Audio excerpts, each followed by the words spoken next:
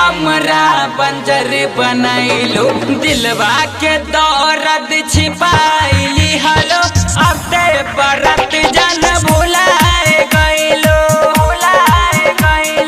दिलवा के दर्द छिपाइली हलो अब ते बरत जन भुलाए गइलो Happiness प्रेमी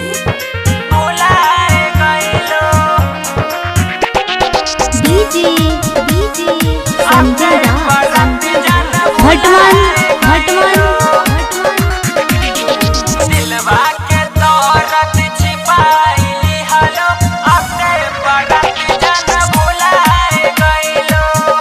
music by Riya studio Khagaria.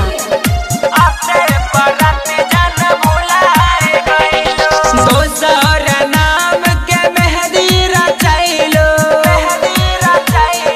दोसर नाम के मेहंदी रचैलो राइटर मंजीब यानिस के भुलैलो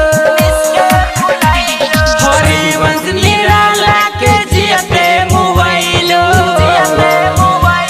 हरिवंश निराला के जियते मोबाइलो दिलवा पे खंजर चलाए गइलो खुनमा के आंसू रुला